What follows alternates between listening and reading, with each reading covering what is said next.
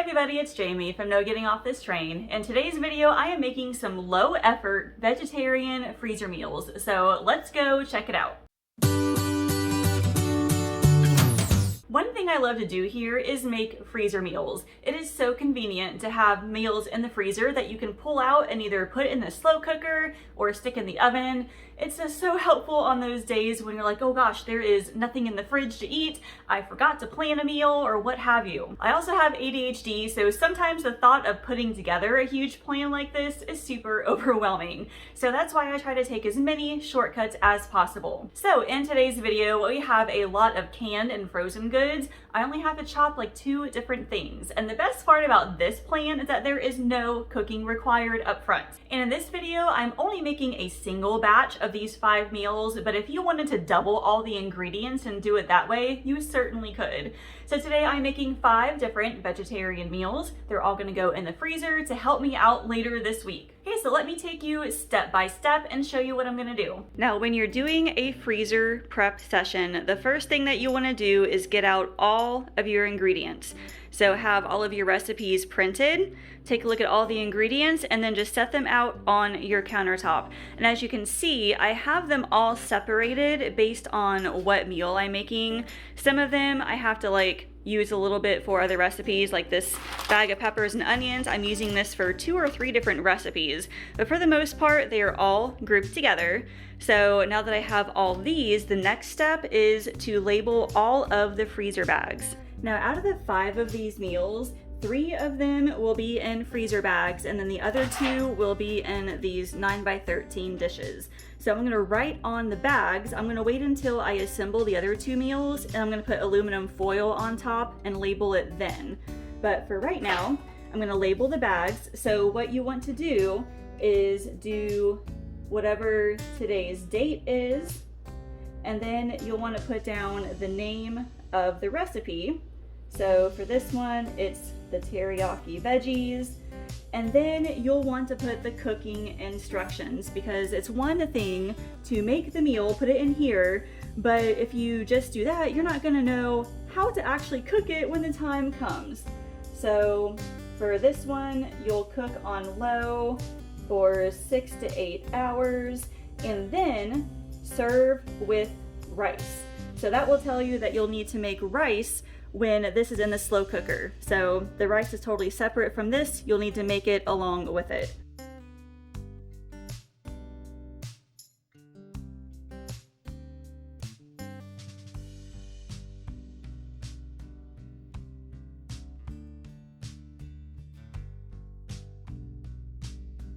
Next up is dicing the vegetables. So like I said, I really like shortcuts when it comes to cooking and meal prep and that sort of thing. So I despise chopping, especially when there is a lot of it to do. And these recipes, a lot of them called for an onion and lots of different bell peppers. So what I did as my shortcut was I bought a big bag of frozen pre-sliced peppers and onions, and that right there is gonna save me like 10 minutes of time at least, and it's just one less thing for me to worry about. Now you can buy pre-diced sweet potatoes. So I bought these from Walmart, and the pre-diced ones from Walmart, I think it's like a 1-pound bag, and it's expensive. And I don't necessarily like the quality of them. Every time I buy them, they don't turn out right. So I figured I'm okay with buying a whole bag of sweet potatoes and then just dicing them myself. That part is not too bad. So I have 3 here. 2 of them are for one recipe, and then 1 are for another. So I'm dicing all of them, and I'm just gonna put them all in one giant bowl. Then I'll just have to remember that I need to split them up when it comes to preparing the meals.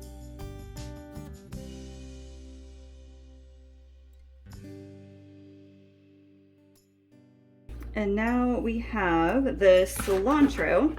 So I just need to chop this up some.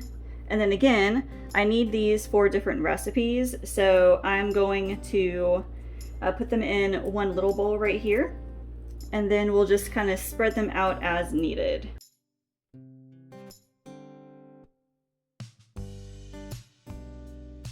First up is enchiladas. We're gonna do the two that are in the pans first. Just make things a little bit easier on me, and then I can save the rest of the time for all the bagged items.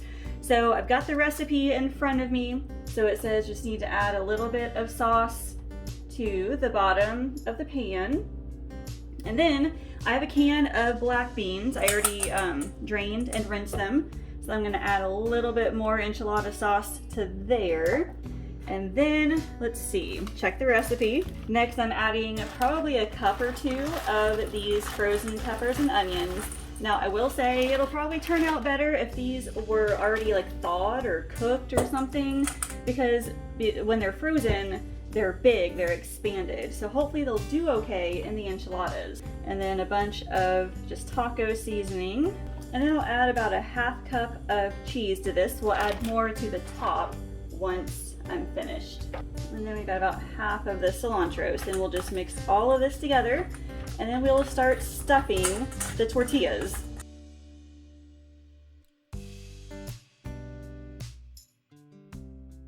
Now, I don't usually use these kind of tortillas, but we were at small group, and my friend brought these and she didn't need them anymore, so I took them. These are really huge. These are the Extreme Wellness High Fiber Keto Friendly tortillas. We don't necessarily eat keto or anything like that, but I did not have enough tortillas, I realized, to make these. So thankfully, she gave these to me. These are huge. They are pretty awesome looking. They're also really full of fiber, which really helps. So just take a spoonful, I don't know, maybe like a half cup or so. You're gonna make at least 8 of these enchiladas, and then I'll try to spread them around a little bit.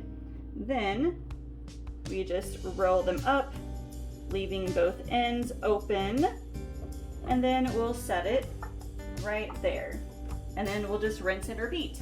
So this recipe is for vegetarian enchiladas, but not necessarily vegan.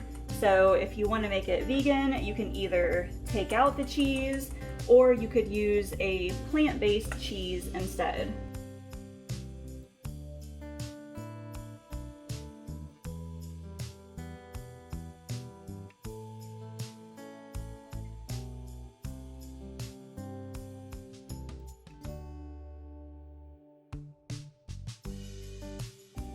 Well, I only got 6 out of these, which is fine.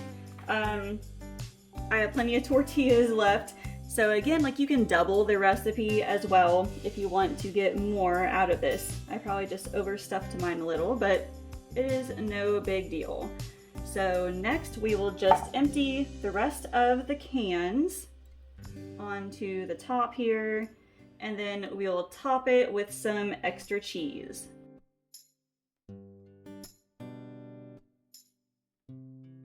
All right, amazing. So now we will put some aluminum foil over top, and then we will write down the information. Again, we're gonna label it with the date, what it is, and then how to cook it.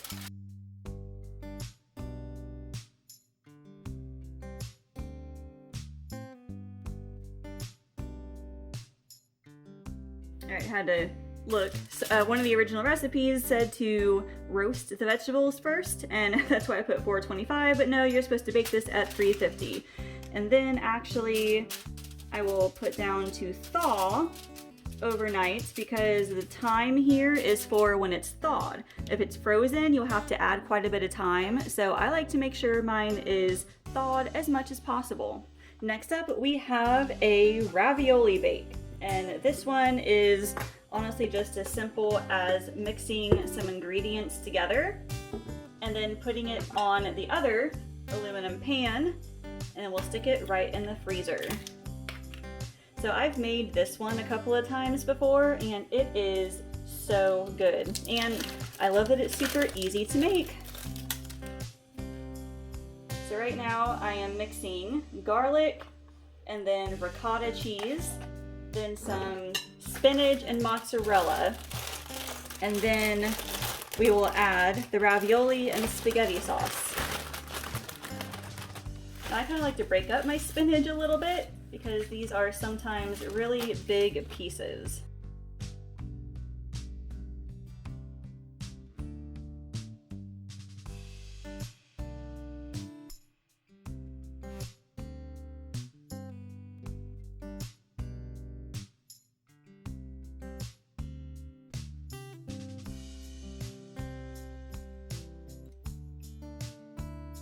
And now we get to add it to the pan.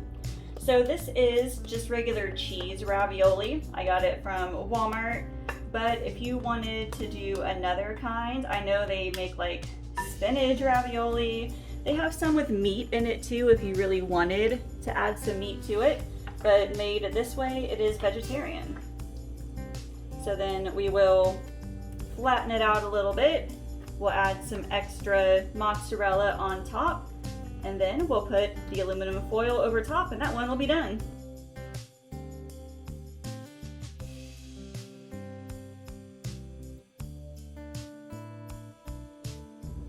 I forgot to add the cheese. Now come the somewhat easier meals. I get to dump everything in bags. So I'm going to put in the chili and the cheesy Mexican quinoa first. I love these bag holders, by the way. They saved my life when it comes to making freezer meals like this. You see, you can just open it up like that and it stays open for when you dump all the stuff in it. These things are amazing and they are super cheap on Amazon. So I'm going to leave an affiliate link down below if you guys want to try these for yourselves. So again, these have similar ingredients, so I'm just going to fill those up at the same time. So the Mexican quinoa, it needs a ½ cup of the quinoa, and then the quinoa needs 2 of the sweet potatoes, and then the chili needs the other one. So we'll just kind of divide them up here. All right, the quinoa needs the rest of the cilantro, and then we'll do salsa. And then both of them need some of the pepper and onion blend, and the other one does not. So we're just gonna go ahead and divide these evenly between the two. That was so easy, by the way, using that bag of already sliced peppers and onions. That seriously saved me so much time. Then we'll add a bunch of taco seasoning to the quinoa and chili seasoning to the chili. Now you can make your own seasoning if you want to. Again, I'm looking for shortcuts, so this helps me to save a little bit of time and energy. And then each one needs 1 cup of vegetable broth. Okay, now we get to open up a bunch of cans. So thankfully, the cans that I bought from Walmart, they have the pull tabs. So if your cans don't have those, this would be a good time. Just go ahead and open up all the cans at the same time. Okay, the quinoa just needs 1 can of black beans. So this one is done. And now for the other one, I've got some diced tomatoes. I'm not gonna drain that or anything. And then we have 1 can each of pinto beans, kidney beans, and black beans. I'm gonna go drain them all and then just add them all at once into the bag. Hey, you wanna know why I never show myself draining and rinsing the cans in the sink? This is why. Every time I cook and do videos, I just throw everything over onto the counter and onto the sink. It's definitely real life and I don't mind showing it, but I know a lot of people are like, your kitchen is messy. Well, that's the point. I'm cooking. So when you're done with the bags, all you have to do is just seal them nice and tight. Try to squeeze out as much air as possible. And I got liquid everywhere. That figures, it's all right. So You do this either way. So you can lay it completely flat like this and then do it that way in the freezer. I have found that when you put it like this, it doesn't thaw very well, or if you try to put it mostly frozen into the slow cooker, it doesn't fit. So I will sometimes kind of like crush it in like this, make it more of a block shape, and that way if I do pull it out frozen, I can just put it right in the slow cooker and that's no big deal. So I'll do the same thing with the quinoa. Again, try to squeeze out as much air as you can, and then just kind of squeeze it into a block, and there you go. Next up is the teriyaki veggies, which honestly is so easy. I'm just opening up a bunch of bags and I'm dumping things in. So first off, we have some edamame. This is an amazing source of protein, and I always get the shelled. Now, funny story, I once bought the kind that were in their shells and tried eating it straight, and I wondered why it was so hard to chew. And that's when I realized you're supposed to take them out of the shell first. So that was quite an experience for me. But again, we've got edamame, I have broccoli, we've got some baby carrots, and then we have some pineapple chunks that will go straight in. And lastly, we have a cup of teriyaki sauce. So feel free to use whatever brand you like. I just bought the Great Value brand because it was the cheapest, but it works. And then again, once that is finished, take it out, squeeze air out, seal it nice and tight, and then just bunch it up and we are done.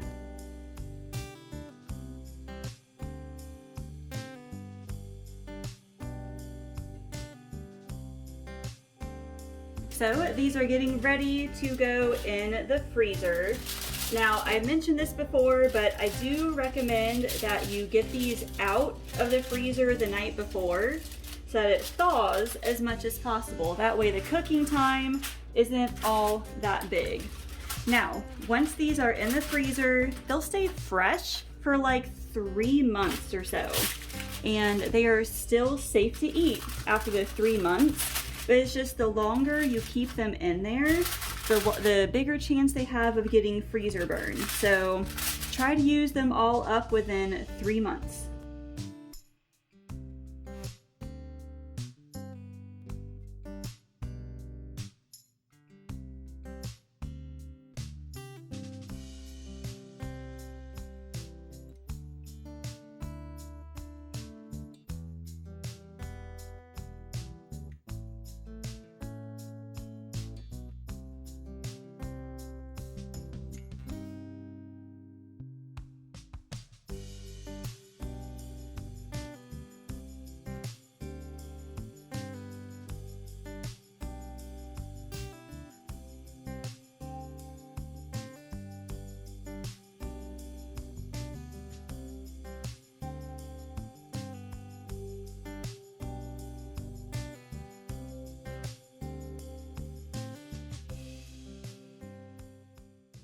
Man, I'll tell you what, I feel so much better now that all of these are done. Like I said, you can double the ingredients if you want to. That way you can get 10 meals instead of 5. You don't even have to do all 5 of them. If you just find like 2 or 3 that you like, go ahead and make those. So this took me right around an hour, and that was with like the recording and moving the camera around and things. It may take you an hour, could take you 45 to 50 minutes. That does not include the cleanup though, so just keep that in mind. There's not a lot of cleanup, really. It's just rinsing out cans and then putting them in the recycling. Now, if you want step-by-step instructions on how to get all of this done, I have the PDF file in my Etsy shop right now. This has not only all 5 recipes in a printable form, it has the entire shopping list of everything that you need to buy. And it also has step-by-step instructions with photos on what to do first, how to layer the bags and how to freeze them. So if you want to grab that digital file, the link is down in the description. So leave me a comment and tell me, what is your favorite of these freezer meals? Mine honestly is the ravioli bake because we are huge into pasta, but I mean, all of them are really, really good. So thank you all so much for watching, and I will see you later.